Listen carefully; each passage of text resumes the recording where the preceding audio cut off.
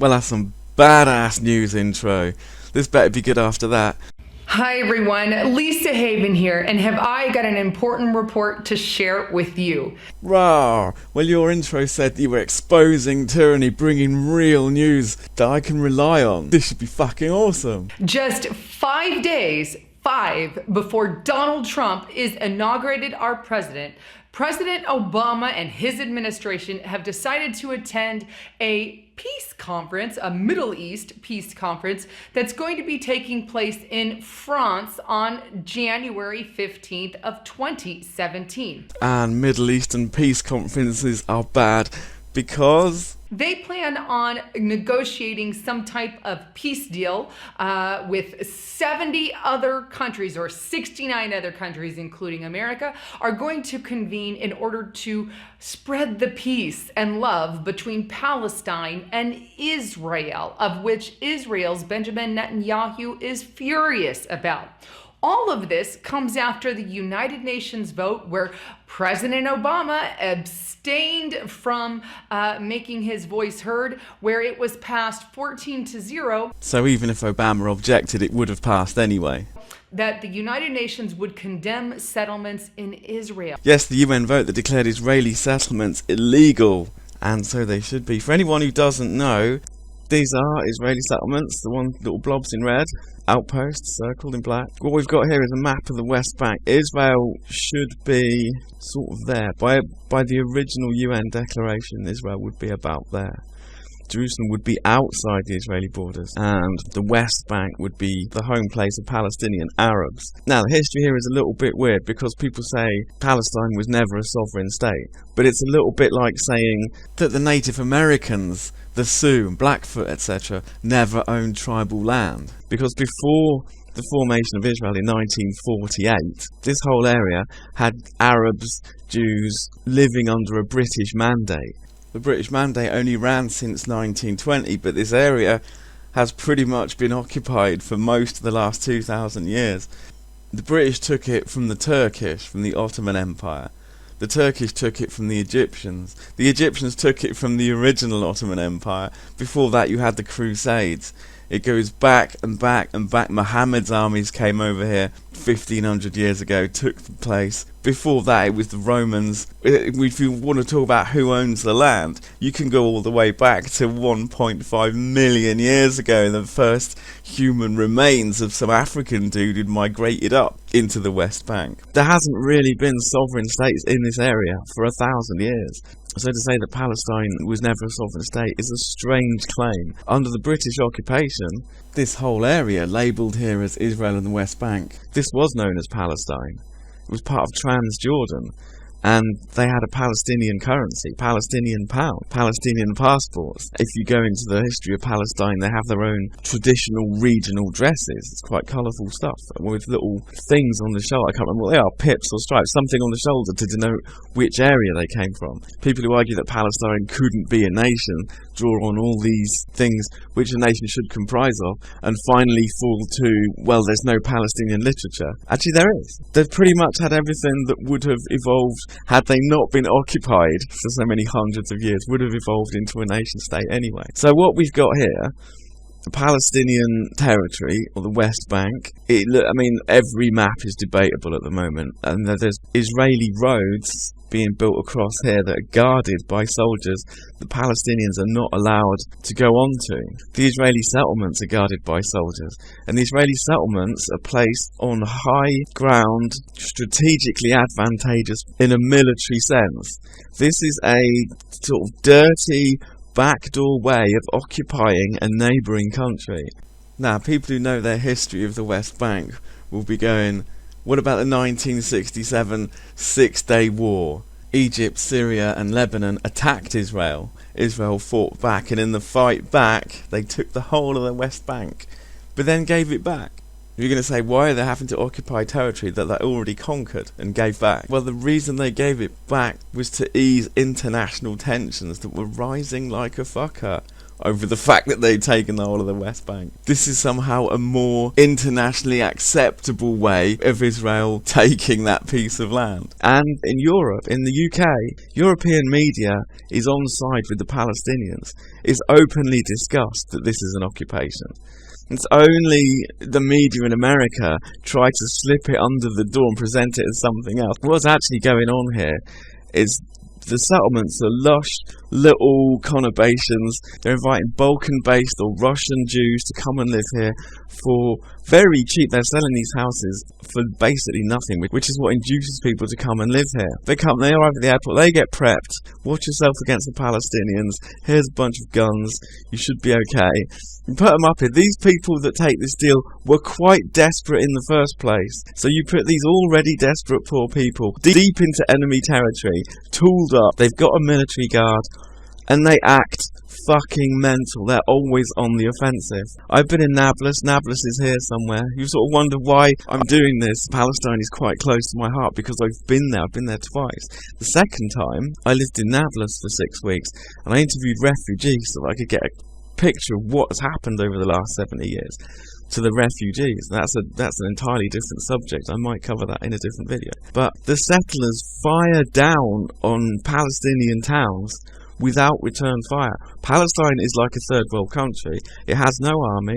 It's barely armed. There's a sort of militia, which is a police force. They have a sort of middling economy. The usual Palestinian people work in the same way that all of us work. And they have this crazy fringe section of society like Hamas, who take all this and take a militaristic stance against it, like the IRA.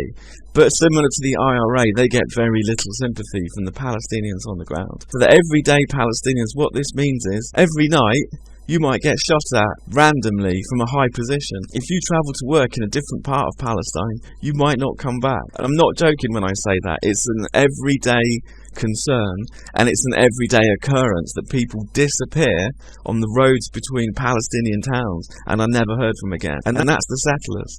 That's the settlers doing the preemptive strike, just grabbing people, killing them. They shoot at UN vehicles by accident sometimes, and you do get the reports in the British media. This really happens. Israeli settlements, it's like a little kid wheeling his arms as he walks towards you, going, well, if you get in the way, you're going to get hit and it's your fault. It's the adult version of that. If you're going to be somewhere near our settlement, then you're going to be in trouble. Oh yeah, but our settlement is deep in your territory. So it's almost childish the way Israel gets away with this. Once you're in ownership of the facts, the only real question is, where do we put the borders? It's not about, is it an occupation or not? It is an occupation. Israelis and Palestinians will be better off if Palestinians reject incitement and recognize the legitimacy of Israel, but Israel recognizes that it cannot permanently occupy and settle Palestinian land. And when people say Israel are constantly responding to attack, you've got a handful of crazy people in Palestine. I mean, this is a high-pressure situation, but for the most part, the Palestinians are the most stoic, good-humoured people you'd ever hope to meet, considering the daily humiliations and pressure and occupation that they live under. They are surprisingly stoic. They're amazing.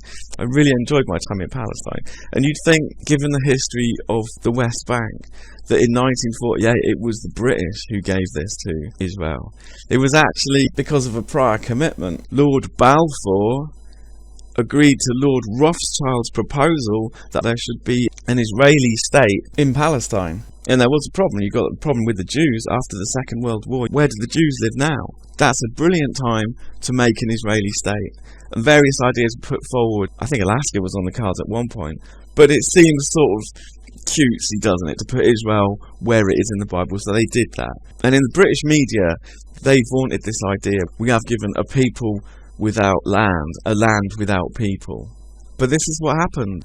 As soon as they did it, the trouble started. Like I say, Jerusalem was not in Israel when Israel was first formed. Jerusalem is occupied territory.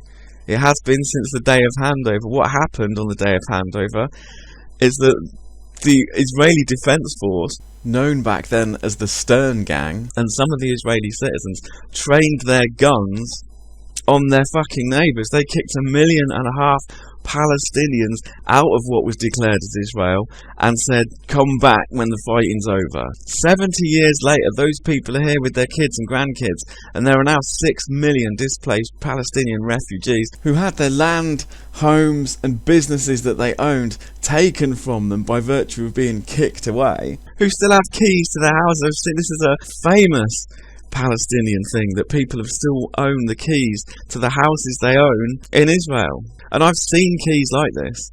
I've seen the refugees holding their keys. And the Palestinian Authority took the stance that these people are owed compensation. Israel needs to pay these millions of people for dislocating them. And Israel's always said, no, they're not our problem. But the Palestinian Authority won't therefore pay and compensate the Palestinian people themselves. They say as soon as they sort out the Palestinian refugees, then Israel wipes its hands of the problem and gets away scot-free. So they've always refused to help the refugees. And they no longer live in tents. They put up sort of bricks and plaster. They've got these shitty little refugee camps. But there's no finance going in. There's no healthcare. There's no roads work. There's no real houses. There's no education. I mean, the UN put a couple of schools in to some of the bigger refugee sites. But if you have a problem on a refugee site, you're fucked. You're not educated. You've got no healthcare. There's no mental health care. There's no prospects. You're generally considered second-class citizens. It's a bit like in England when we get the Irish travellers, the pikeys come into a field next to your little village or town. That's kind of how they're viewed. And it all works together because they're uneducated and they've lived rough, then most of them, for their entire lives now. So you might say the Palestinian Authority is being a little bit fucking rough here. But this is where you start to appreciate there's a difference between the Palestinian people and the idiots that tend to represent them. The Palestinian Authority has always been made up of cretins. I mean, the Palestinians dislike their own leaders more than anybody else in the world, I think, because people get to the top of a Palestinian leadership by sheer brute force, and it's never any good. They're never representative of the people. They don't really negotiate to get the land back. They don't really care. You know, it was Yasser Arafat for a long time, leader of the Palestinian Liberation Organization, which were the organization that did the "You Make Us Crazy, We Act Crazy" campaign and became famous for all the wrong reasons, for hijacking planes in the 70s. These shitty people are supposedly representing the ordinary Palestinian people, and they don't at all. Another thing you may not be aware of, there are plenty of peaceful demonstrations taking place in Palestine. I've been in Jerusalem, standing next to a Channel 4 news crew. Channel 4 is one of the biggest telly channels in the UK. And I've seen hundreds of Palestinians peacefully demonstrating in Jerusalem. And I've seen the demonstration leaders working their asses off to keep it peaceful between, obviously the Israeli Defence Force shows up, the soldiers are around them and watching them, and the Palestinians are jumping around shouting, but they're not being violent. The news crews are there in case violence breaks out. That day I saw hundreds of them peacefully demonstrate and go home successfully. Didn't make the news at all. That's what pisses me off, because there's no fucking decent news about the people on the ground and how they live and how they behave and how fucking honourable they are. All you get, they're waiting for one cunt to lose his shit and fight with a soldier, and they'll broadcast that because it's scandalous and interesting. Really frustrating for the Palestinian people. Time and time again they've got something to say, but the people in the West are not listening. But like I say, we know it in Europe. We know the truth of the situation, but that doesn't mean that the decent stuff hits the headlines. It's still the shit that hits the headlines. And you get these Hamas and these shitty groups that don't really represent Palestine. They do the fucking suicide bombing. They do all kinds of shit. Israel responds by blowing up Palestinian infrastructure, by destroying the courts, the electricity, the water. Like I say, 1948, there was a Palestinian pound, there was a Palestinian passport. With forward 70 years, they don't have any of that. There's nothing. They are completely dependent on Israel, because every time one of these crazy cunts attacks, Israel punishes the whole of Palestine. They don't have their own currency anymore. They can't mint. They don't have their own passports. They have a Israel-issued identity which passes as passports for them. They don't have their own power supply or water. And when you come down to it, this creeping occupation has been going on for 70 years, and various Israeli prime ministers have made horrific claims on local media that don't make it to American or European news, but they say things like, the refugees will be forgotten within 2 generations. This war is won. They pushed, they leaflet dropped, they referred to massacres that happened in 1948, the handover, Israeli Defence Forces in place with British weaponry. Palestine is pretty much a third world country. People got massacred. The massacre of Deir Yassin, one of the most famous massacres in this area. Doubly famous, triply famous, doubly famous because there were UN representatives on site who recorded what happened that day. Trebly famous because during some of the subsequent fighting, Israel dropped leaflets, military leaflet campaigns that just had these things saying, remember Deir Yassin, trying to frighten the Palestinian Arabs further and further away, trying to make them go to Egypt or Jordan or Lebanon, trying to get rid of them so that Israel could take the whole of the West Bank. Now this is the way to do it. This is the way to ethnically cleanse an entire area. You just do it slowly, and you just keep telling your American cousins in the media that we're not doing anything. But it's out now. It's known. Settlements are now illegal. It's taken 70 years for the international community to point that out. So what you've got here is a situation where it's all fucked up. This green line represents the pre-1967 borders. These days there are no borders. I mean, there's an idea of where Israel should be. They've built a wall, they've got a certain degree of clear borders, but around Israel it's just a sort of amorphous mass, crisscrossed with Israeli roads that Palestinians can't go on, and dotted with Israeli settlements. If we pull back a little bit, American version map of Israel. Now what you've got from Haifa, that what they call Haifa there is Jaffa. If you think about these Jaffa oranges, the little Satsuma things, very successful. It's always been very successful. It was successful in 1948. It was given to the Israelis. Booming port town with successful farming community was handed to the Israelis. So the people who lived there are particularly pissed off because they lived in a lovely area. It should be roughly like this.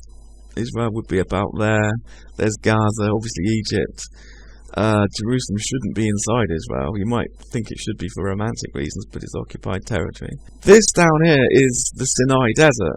The only people who live here are a few Bedouins, so to include that on a map of Israel is reaching a little bit. Like I say, these maps are generally quite debatable. There's Nablus, that's where I was. I also stayed in Bethlehem. That was the first time I went. But the only question now is not what do we do? What do we do is obvious. The area needs to be partitioned into 2 separate states. But here's Tony Blair talking about this stuff back in 2011.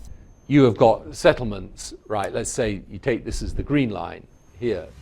Right? You've got settlements that are kind of here, right, and here. Okay, so they're on the Palestinian side of the green line, but they're very close to Israel. They can be joined on to Jewish. There can be Jewish neighborhoods joined on to West Jerusalem, right? And then you've got settlements that come in here, right, or here, which is a lot tougher for the Palestinians because their worry then is if you let these settlements stay with Israel, you're effectively it's a Swiss cheese state. It's not going to be effective. Now, you can deal with that by asking or requiring these people to leave, which is what they did when they got the settlers out of Gaza. Because remember, one of the huge problems in this whole issue is the Israelis took 7,000 settlers out of Gaza. Very, very difficult thing to have done, but they did it. Right? So you can try and move people back, or you can simply say to people, well, that's, just as you've got Arab villages in Israel, so you'll have Jewish villages in Palestine, but you'll be a Palestinian citizen from then on. So I mean, there are a number of different solutions in that, but it's a very, very core and difficult question.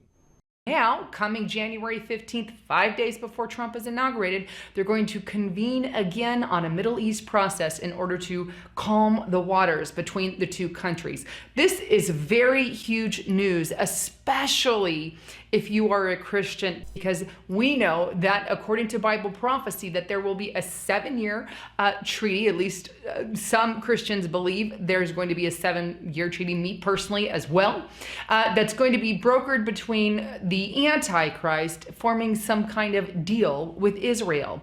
Let me put some fucking context onto what you're saying. The Bible only has 4 major players: Israel, God's chosen people, God, the devil, and the Antichrist. So if any fucking surprise that the end of world prophecy written in the Bible is to do with Israel, the Antichrist. So keep your eyes on this in case it does end up being something 7 years. Now, I'm not sure anything will get signed that day as regards to Israel and Palestine. However, they are going to push the 2-state solution, and something could very well come shortly thereafter, if not the day of, which would be a real surprise.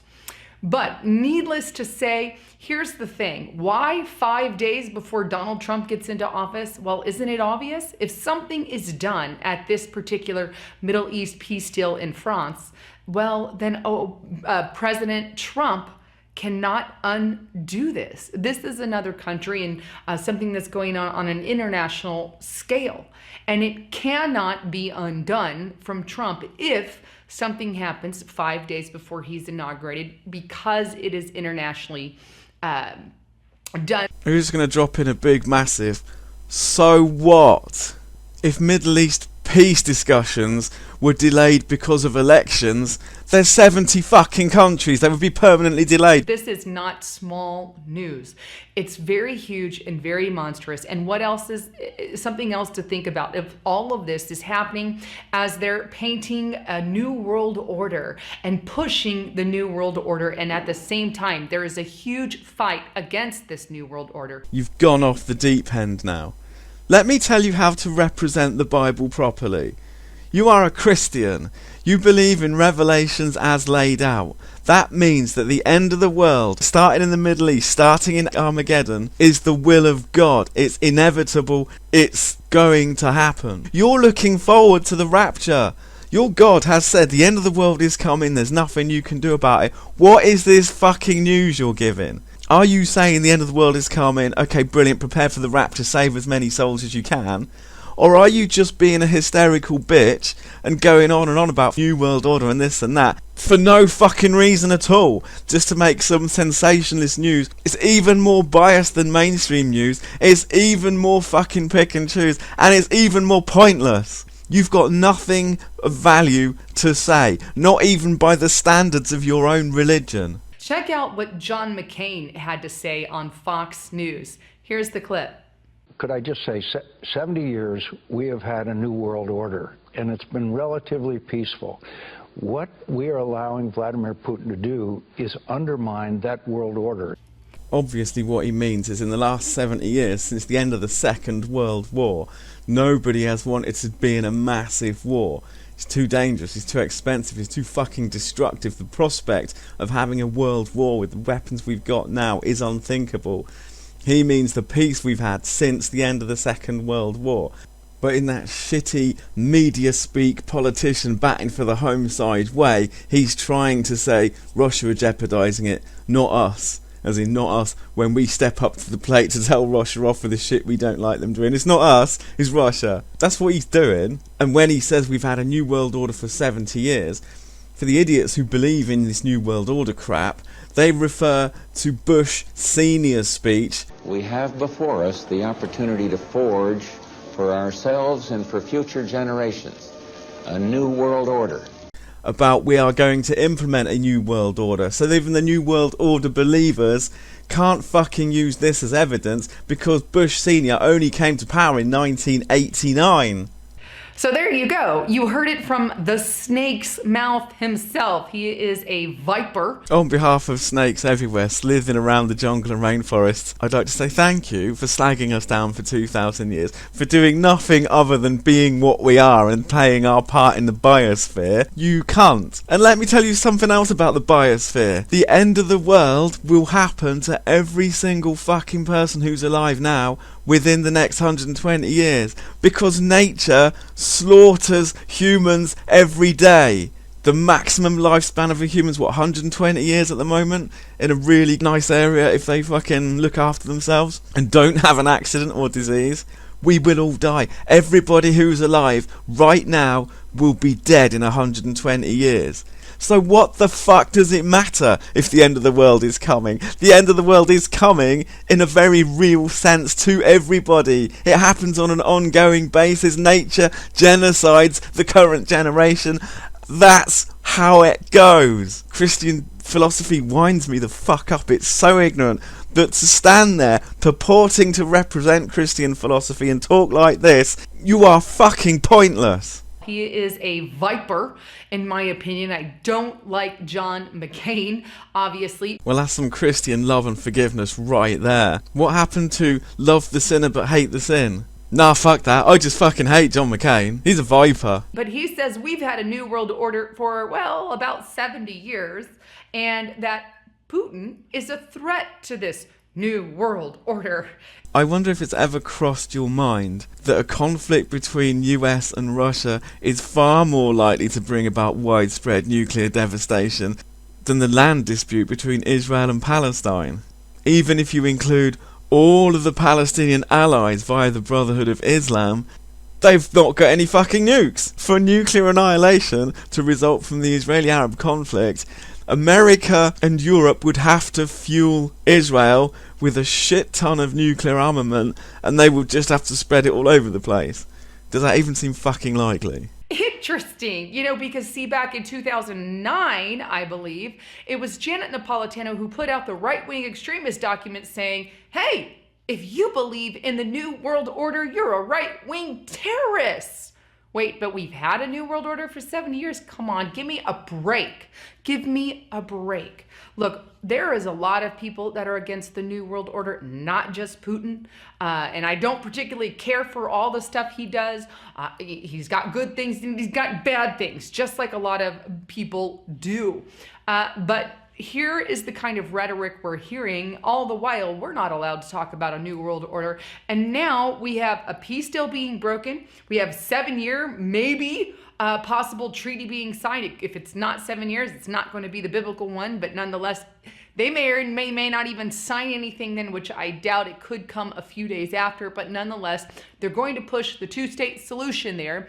And meanwhile, not only the two-state solution, but we have the rise of a new world order.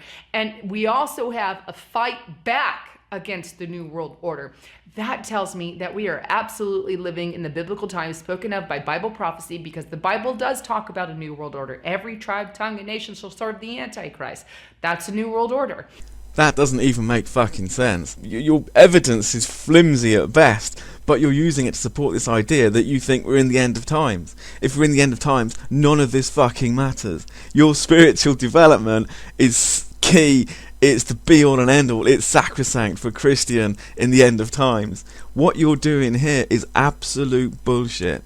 I can see what you're up to. This is a whole direction of let's make Christianity more accessible, let's make it more relevant, let's make it resonate with what the kids are talking about. What you're really thinking is, these cunts that are so gullible they believe in the New World Order crap, they might be gullible enough to buy into our bullshit as well. Let's go and get them and bring them on board. But in this attempt, you are pretty much pissing on your own religion, and the facts, and international peace processes.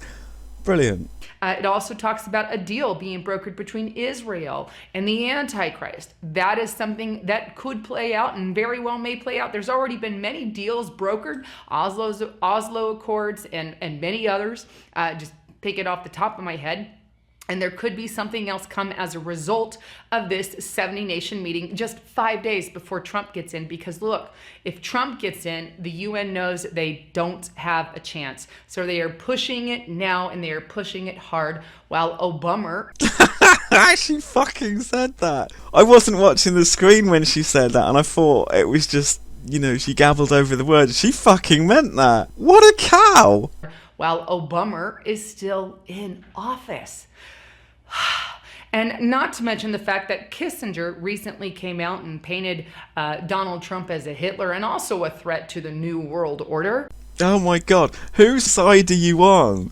If Donald Trump is Hitler and you're holding up fucking Kissinger, who could have been a Hitler, who's fucking close himself. He looks and sounds like Emperor Palpatine. Even his genetics are fucking evil.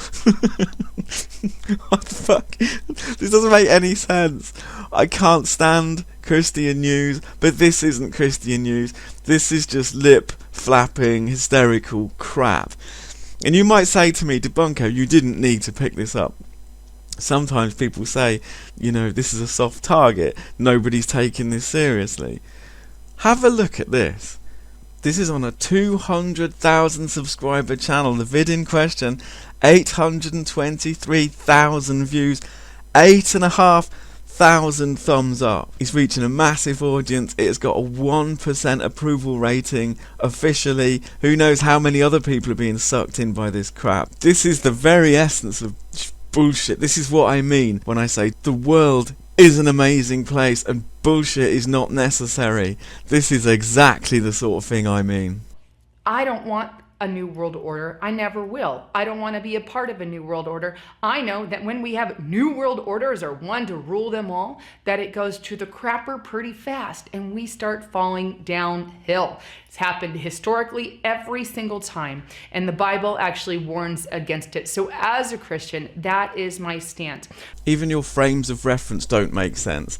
There has been a new world order plenty of times in the past. If you're talking about paradigm shift, there have been 12 major paradigm shifts in human society, and every one of them was beneficial until it ran its course. Paradigm shift means a complete reorganisation of human society, the likes of which a person from one paradigm would be so confused as to be useless if translocated to another paradigm. If you put a modern businessman into a Native American tribe from the 1200s, if you put a Japanese samurai warrior into an Aborigine tribe, if you put a feudal times landlord into a democratic parliament, it's changes that are so big between different types of organisation that you just wouldn't credit one from the other. And if you're saying a new world order has happened plenty of times in the past, you're wrong. Paradigm shift happens. Paradigm shift happens because it's necessary. The transition is usually rough, painful. It comes about because of necessity. You know, it's forced change. It's not widely accepted, voted for, embraced change.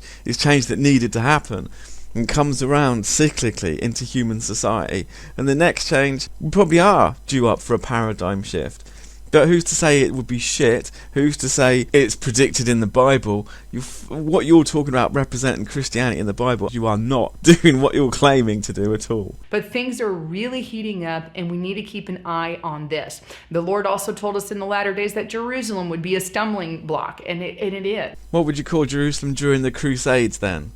The deaths of millions and millions of Europeans, Turks and Arabs over Jerusalem. Would you call that a stumbling block? It's always in a fucking stumbling block. And ironically enough, the reason it's always in a stumbling block is because people harping on about religion and how fucking valuable the holy sites in Jerusalem are. That's exactly what we're seeing. And we even have, the Palestinians already carved out of most maps, the two-state solution. Oh yeah, that's the worst solution of all time, right? They have given up land many times and no peace process has been made. But I guess we'll just have to see what happens and keep our eyes open because we are living in some pretty crazy times. Anyhow, wanted to bring you the latest on all of that. Please don't forget to subscribe to my channel. I've got great stuff. No, you haven't.